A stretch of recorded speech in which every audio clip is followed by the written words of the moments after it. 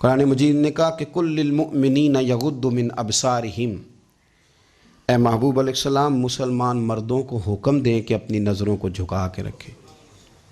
آگے جا کے عورتوں کے لیے بھی کہا کہ مسلمان عورتوں کو بھی حکم دیں کہ اپنی نظروں کو جھکا کے رکھیں۔ یہ جو نظر ہے نا، اللہ کے پیارے رسول علیہ السلام نے فرمایا یہ شیطان کے تیروں میں سے ایک تیر ہے۔ شیطان کے تیروں میں سے ایک ہے۔ یہ تیر جو ہوتا ہے نا، یہ بس نکلتا ہی ہے، دوبارہ واپس نہیں آتا، اور جہاں جاتا ہے جا کے لگ جاتا ہے۔ یہ جو نظر ہے نا، نظر یہ گمراہ کر دیتی ہے۔ پہلے نظر بھٹکتی ہے، پھر ذہن بھٹکتا ہے۔ کہا نظریں جھکا کے رکھو، جھکا کے۔ کیا کریں؟ مرد کو یہ کہہ دیا جائے نظر جھکا کے رکھ۔ ہمارے ہاں تو بہت سارے لوگ ہیں جن کے اندر ایک لیڈر پایا جاتا ہے، انہیں تو گلی سے گزرنا، ادھر بھی دیکھنا ادھر بھی دیکھنا، سلوٹ کرنے، سلام کرنے، کی حال ہے، کیسے ہو، کدھر ہو، تو اندر ایک لیڈر ہے، تو وہ لیڈر تو نظر جھکانے نہیں دیتا۔ ہم نے تو کمان کرنی ہے پورے علاقے کی۔ حکم یہ ہے کہ نظریں، ایک صحابی فرماتے ہیں کہ نبی پاک صلی اللہ تعالیٰ علیہ وسلم نے ہمیں رستوں میں بیٹھنے سے منع کیا، تو ہم نے عرض کی یا رسول اللہ صلی اللہ علیہ وسلم کئی دفعہ مجبوری ہے، گزارنے نہیں ہوتا، رستوں میں بیٹھنا پڑتا ہے، تو حضور نے فرمایا پھر رستوں کا حق ادا کرو۔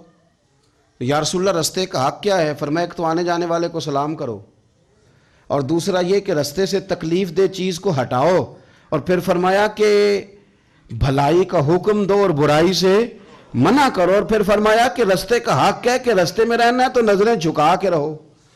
پھر ایسا نہ ہو کہ ہر شخص پر آپ کی نظر پڑے، ہر شخص پر۔ رسول کریم صلی اللہ علیہ وسلم نے نظر کی حفاظت پر زور دیا، اور عورت کے لیے بھی یہ حکم ہے کہ وہ بھی نہ دیکھے غیر محرم کا چہرہ۔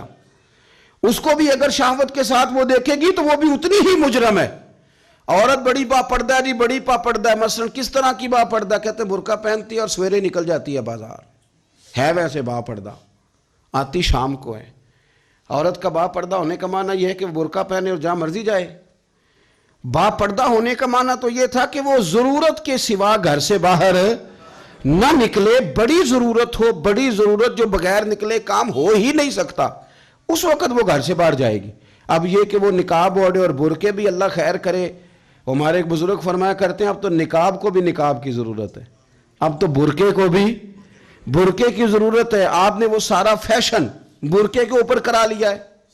برقعے کا معنی تو یہ تھا کہ آپ نے اپنے آپ کو چھپانا ہے، کسی کی نظر نہ اٹھے، اور اگر آپ نے برقع ہی اتنا شاندار بنوا لیا ہے کہ ہر عورت کو آپ پوچھ رہے ہیں کہ یہ اس طرح کسی اور نے تو نہیں بنوایا، تو پھر پیچھے بچا کیا؟ تو میرے رسول کریم صلی اللہ تعالیٰ علیہ وسلم نے فرمایا کہ پہلی دفعہ کسی کی کسی جگہ نظر پڑ گئی تو وہ معاف ہے، لیکن حضور نے فرمایا دوسری دفعہ جس نے نظر کی اس نے بالقصد اور بالارادہ کی۔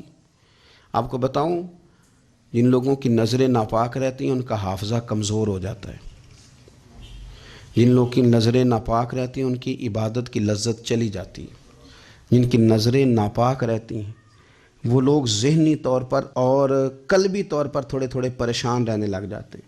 جن لوگوں کی نظر ناپاک رہتی ہے ان کی کیفیت یہ ہوتی ہے کہ سب کچھ ہوتے ہوئے ان کا دل اچاٹ ہونے لگ جاتا ہے۔ نظر کی ناپاکی، چونکہ یہ وہ والا نشہ ہے جس سے کبھی بھی پیٹ نہیں بھرتا، ذہن نہیں بھرتا، تو بڑی سنجیدہ عمر تک بھی معاذ اللہ تعالیٰ یہ گناہ بندے کا پیچھا نہیں چھوڑتا۔ نظر کی صفائی، میرے نبی پاک علیہ السلام نے فرمایا، مسند امام احمد بن حنبل میں کیا خوبصورت لفظ ہیں، حضور نے فرمایا تیری نظر اگر کسی جگہ پڑ گئی تو واپس کر لے اور اللہ سے ڈر جا۔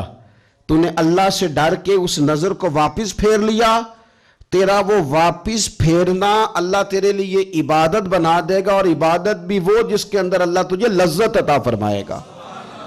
عبادت بن جائے گا، اور عبادت بھی وہ جس کے اندر اللہ تعالیٰ لذت پیدا کر دے گا، تجھے قرار نصیب ہوگا کہ میں نے عبادت کی ہے۔